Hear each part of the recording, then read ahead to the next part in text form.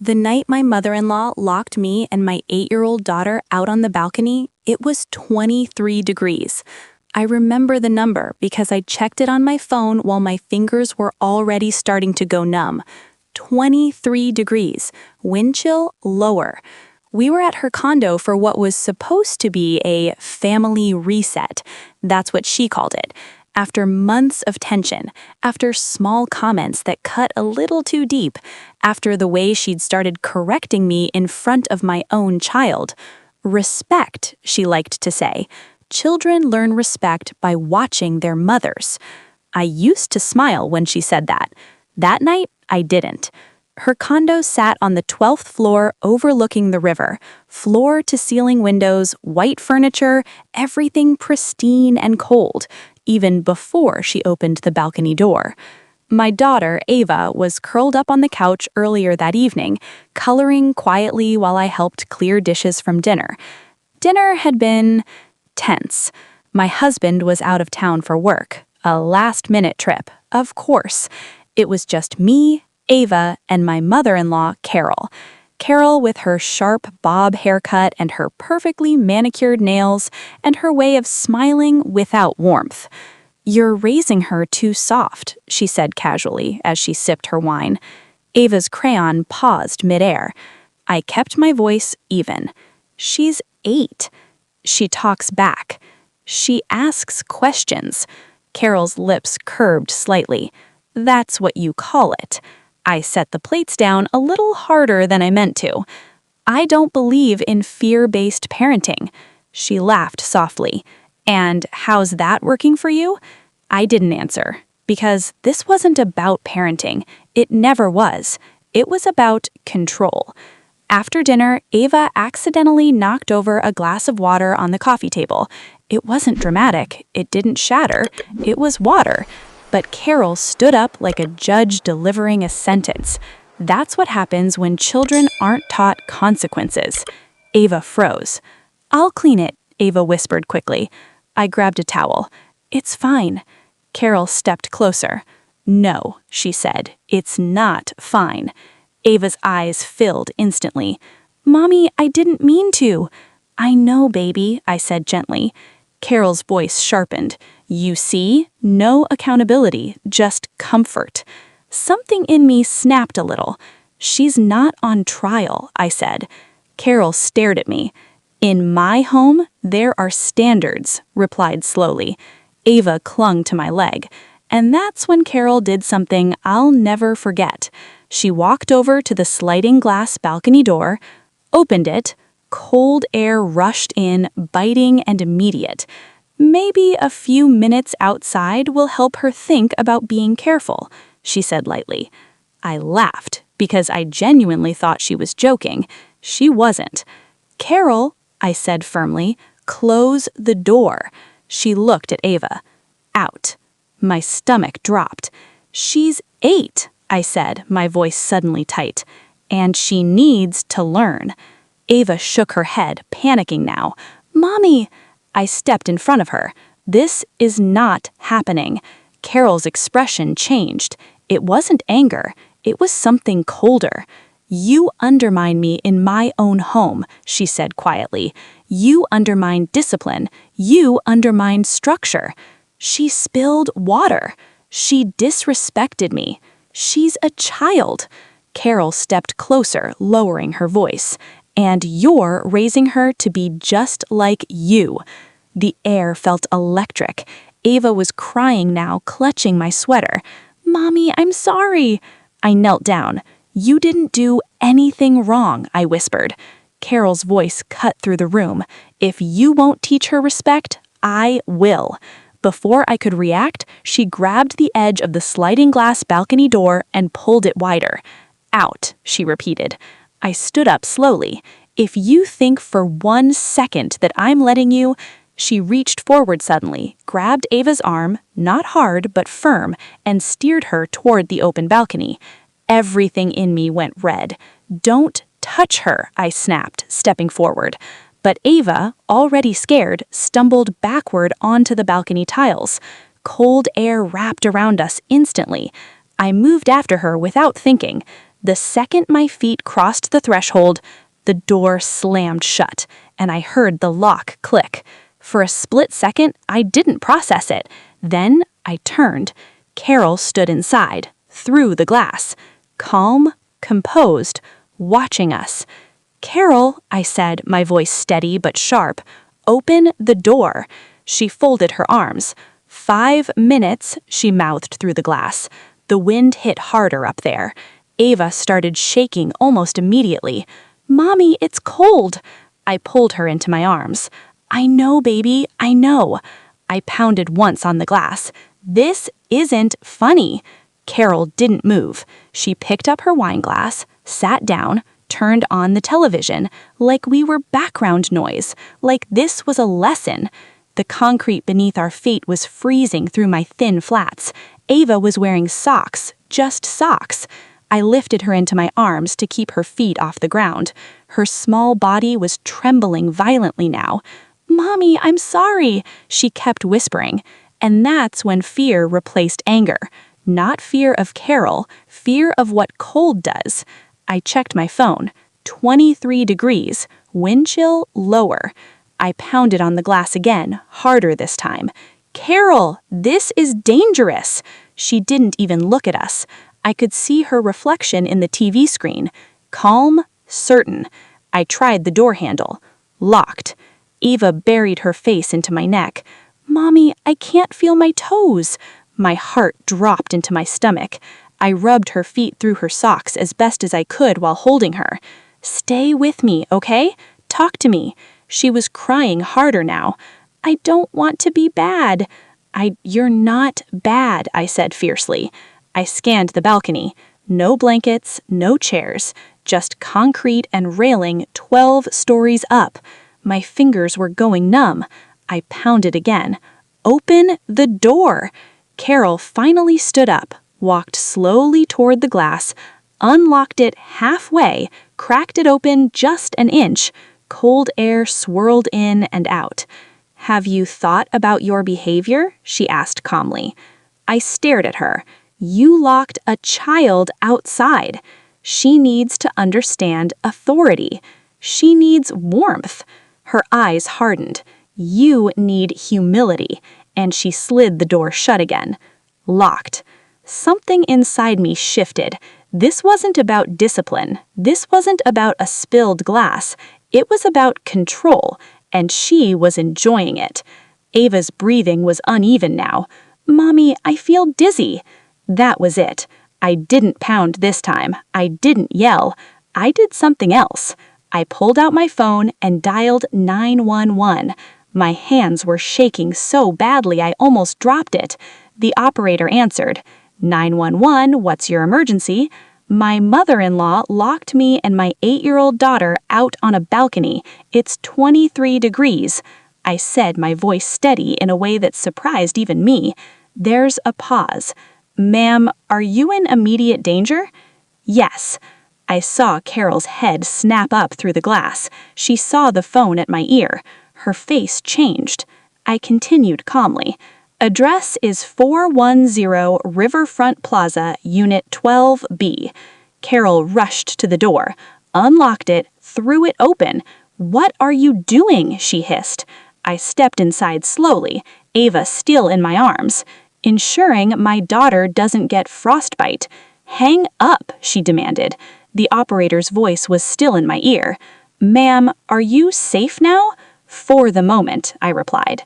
Carol's composure cracked. You're being dramatic. I looked at her. No, I said quietly. You are.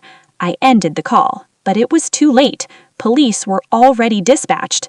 Carol's face went pale. You wouldn't. I did. Ava clung to me, still shaking. You're going to ruin this family over a lesson. I stared at her. You locked a child in freezing weather. She scoffed. It was 5 minutes. It was 3 too many. We stood there in the living room, tension crackling louder than the wind outside. Sirens wailed faintly in the distance. Carol's breathing quickened. You're overreacting, she insisted, but there was panic underneath it now. I held Ava tighter. "No," I said softly. "I'm done reacting." The knock on the door came sooner than I expected. Firm, official. Carol looked at me like I'd betrayed her. Maybe I had, but when I opened that door and saw the officers standing there, I realized something. This wasn't the end of it, not even close, because as they stepped inside and asked what happened, Carol started smiling again and said, "She's I didn't unstable." realize how cold it really was until my daughter's teeth started chattering so hard it sounded like glass tapping against glass. The balcony floor was concrete, bare. I had rushed outside without shoes because I thought she was going to grab Lily and yank her by the arm again. I reacted without thinking. Now my feet were numb and the skin felt like it was shrinking against bone. "Mommy?" Lily's voice was small, confused. "Is Grandma mad at us?" I crouched down and pulled her into me, wrapping my cardigan around her shoulders even though it barely covered anything. I could smell her strawberry shampoo. I focused on that smell, like it could anchor me. "No, baby," I whispered. "Grandma just needs a minute." Inside, through the sliding glass door, I could see my mother-in-law pacing. Her name is Carol, 62 years old, silver blonde bob, pearl earrings she never takes off, even at home.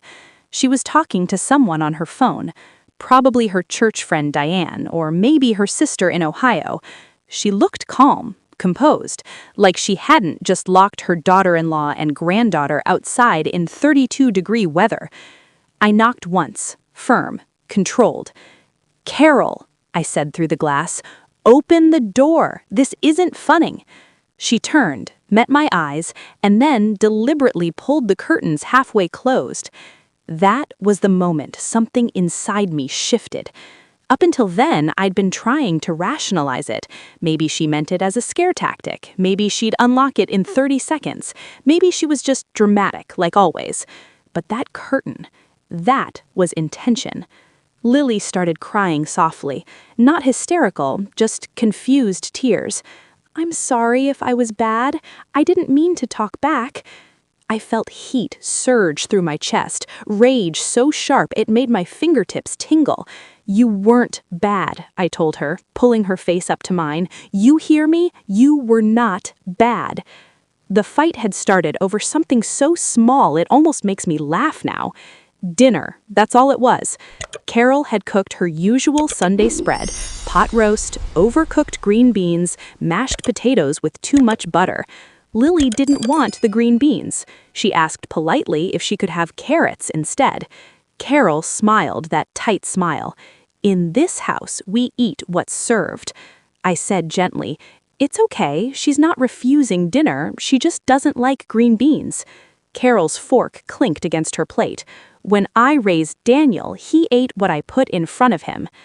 Daniel, my husband, the man who was currently upstairs in his childhood bedroom, supposedly finishing up some remote work call. Lily, bless her brave little heart, said, "Grandma, my mom lets me choose sometimes." It wasn't rude, it was honest. Carol's eyes flicked to me. That's exactly the problem. And somehow that turned into a lecture about discipline, about respect, about how modern mothers were too soft, about how children needed to learn who was in charge. I kept my voice calm. "Carol, she's 8, and you're raising her to walk all over you." I should have walked away. I know that now. But there's only so many times someone can imply you're a bad mother before something cracks. "Respect isn't fear," I said. Her jaw tightened. "In my house, it is." And then she stood up, grabbed Lily's arm, not violently, but firmly, and said, "If you can't respect your elders, then you can think about it outside." That's when I reacted. I stepped between them, pulled Lily behind me, and said, "Don't you ever grab my daughter like that." Carol's face went cold. "You will not raise your voice at me in my home. Then don't threaten my child." She walked toward the balcony door and slid it open. "Both of you, outside, 5 minutes. Maybe the cold will help you reflect." I thought she was bluffing. She wasn't. Now, here we were. The air bit into my lungs every time I inhaled. Lily's hands were ice against my waist. I started rubbing her arms, fast, trying to generate warmth. "Mommy, I'm cold." "I know, baby, I know." I banged harder on the glass. "Carol, this is insane!" Nothing. I looked up at the sky, gray, heavy clouds pressing low over the suburban neighborhood. We were in northern Illinois, late November.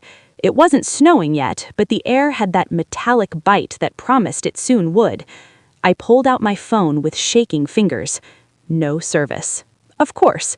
Carol's condo was notorious for bad reception. Daniel always joked about it.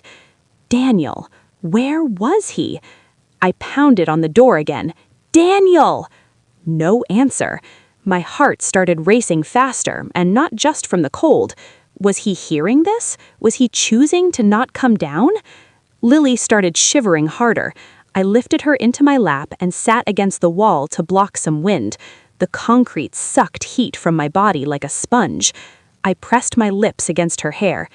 "Tell me about school," I said, trying to distract her. She sniffled. "We're learning about volcanoes." "Oh yeah? What's the biggest one?" "Mauna Loa." "That's my girl," I whispered. Minutes felt like hours. I tried the door handle again. Locked. I could see inside enough to notice something new. The kitchen light was off now. The living room lamp glowed softly, and Carol was sitting on the couch, calmly, flipping through a magazine. I felt something primal rise in me.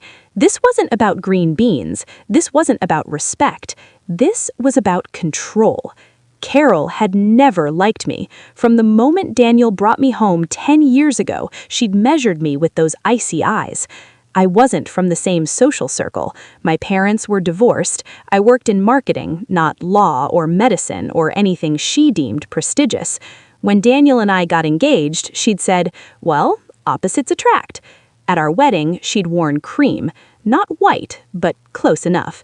When I got pregnant, she insisted on being in the delivery room. I said no. She didn't speak to me for 3 weeks. It was always subtle, polite, just under the surface. Until tonight. Lily's crying quieted into weak whimpers. That scared me more than the tears.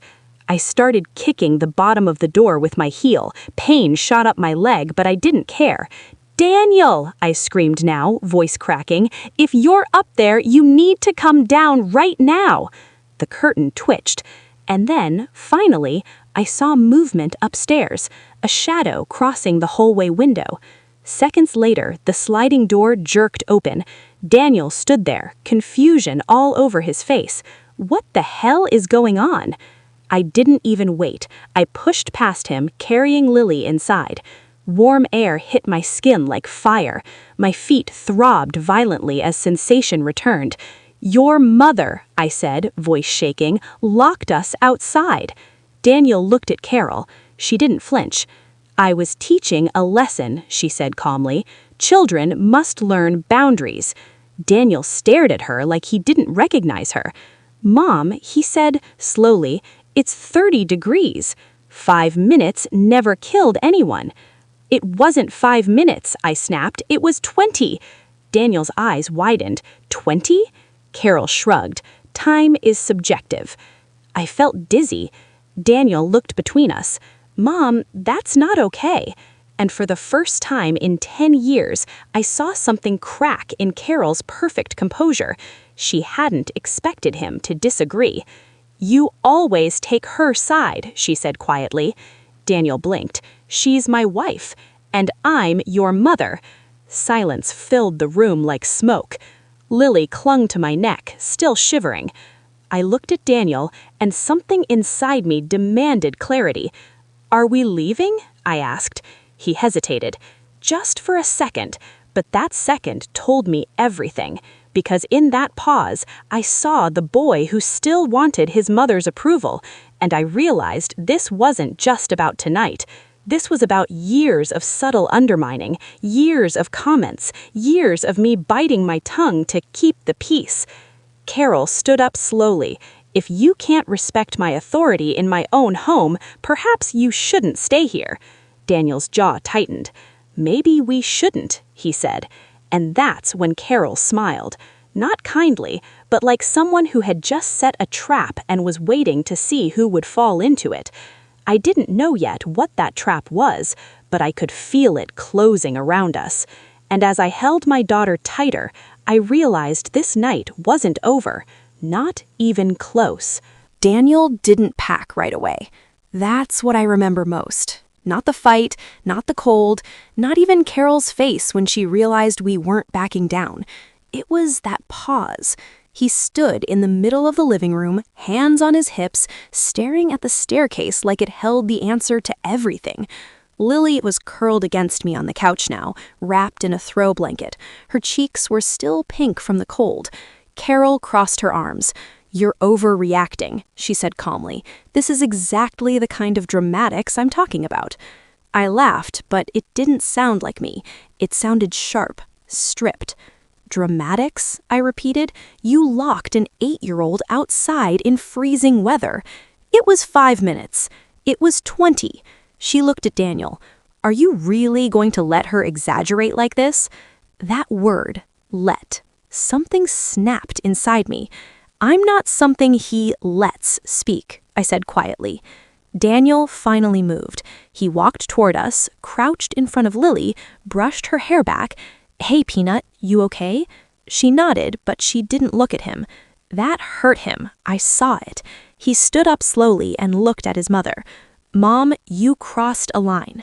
Carol's lips pressed into a thin white line. "So now I'm a villain in my own home." "No," he said, voice tightening. "You're someone who scared my daughter." The silence that followed was heavy, dense, the kind that changes relationships permanently. Carol walked to the kitchen, poured herself a glass of wine like this was just another Sunday. "You've changed," she said over her shoulder. Daniel didn't respond. I stood up. My legs were shaky, but not from the cold anymore. "We're leaving," I said. Not asking, not pleading. Daniel looked at me. Another pause, but this one was shorter. He nodded.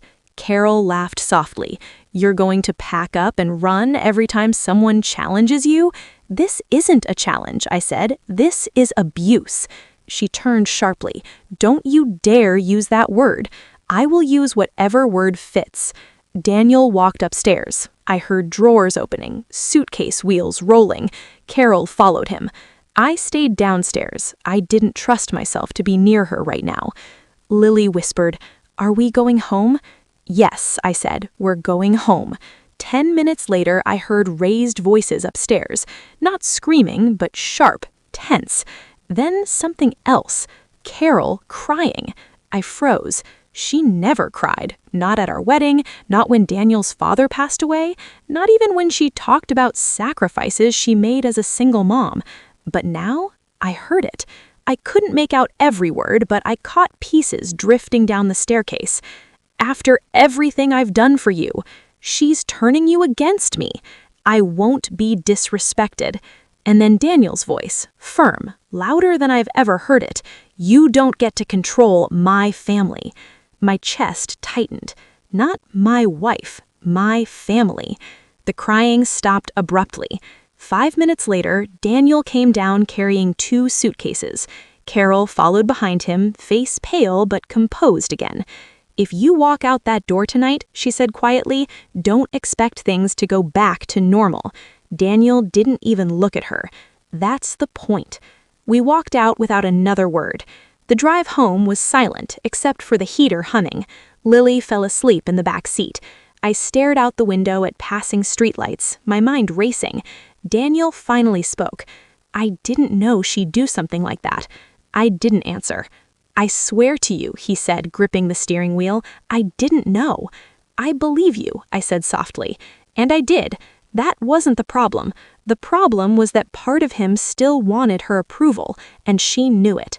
The next morning, I woke up before everyone else. The house felt different, quieter, safer.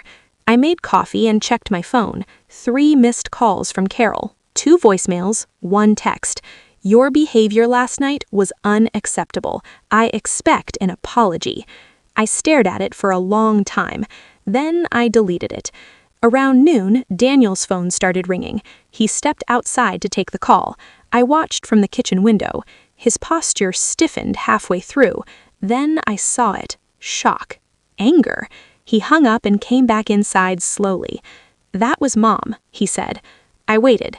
"She called my aunt, my cousin, my uncle. She told them you screamed at her, that you threatened her, that you're unstable." "Of course she did. She's telling everyone we kidnapped Lily from her house." I let out a long breath. "She's building a narrative," I said quietly. Daniel looked at me like he was seeing something clearly for the first time. "She said she's considering changing her will." There it was. The trap. Money. Control. Inheritance. The unspoken leash she'd held over him his entire life. "She thinks this is about money?" I asked. "I don't know what she thinks." I stepped closer to him. "Daniel, look at me." He did. "If you stay tied to someone who thinks your child deserves punishment to prove authority, what exactly are we protecting?" His jaw tightened. That afternoon, Carol showed up at our door, unannounced. She stood on the porch in her wool coat, looking smaller somehow. I opened the door, but didn't invite her in. "I want to see my granddaughter," she said. "Not today." Her eyes flicked behind me, searching. "You're poisoning him against me." "No," I said evenly, "you did that yourself." Daniel stepped up behind me. "Mom, you need to leave." Her face cracked for just a second. "I was trying to help," she whispered. "By locking us outside?" I asked. Silence. Lily's small voice echoed from the hallway. "Mommy?" Carol's eyes softened immediately. "Sweetheart." "No," I said sharply, blocking the doorway further. For the first time in 10 years, I didn't care if she thought I was disrespectful. She stood there for another long second. Then she said something I didn't expect. "You think you've won." I frowned. "This isn't over." She turned and walked down the driveway, and I knew she meant it. The following weeks were quiet on the surface, but underneath, tension coiled tight. Family members stopped calling, invitations disappeared, Daniel's cousin unfriended me on Facebook. Carol was working, spinning. And then one evening, Daniel came home with an envelope, certified mail from Carol's lawyer. I watched his hands shake as he opened it. It wasn't about the will, it was about grandparents' rights. My stomach dropped. "She's threatening visitation," Daniel whispered. The air felt thin. "She thinks we're unfit," he added, voice hollow. I felt that old cold creep back into my bones. But this time it wasn't from weather, it was from war. And as I stood there in my kitchen, watching my husband realize the extent of his mother's control, I understood something clearly. That night on the balcony wasn't about green beans, it wasn't about respect, it was a test, and she lost control. But people like Carol don't surrender quietly, they escalate. And as I tucked Lily into bed that night, her little hand gripping mine tightly, I knew this story wasn't ending with one locked door, it was just beginning. If you've ever dealt with someone who hides control behind concern, if you've ever had to protect your child from someone who smiles while doing damage, you understand this kind of fight. And if you want to know what happened when she actually tried to take us to court, when secrets from her past started surfacing, when Daniel had to choose publicly, not just privately, make sure you like, share, and subscribe. Because what happened next, no one in our family saw it coming.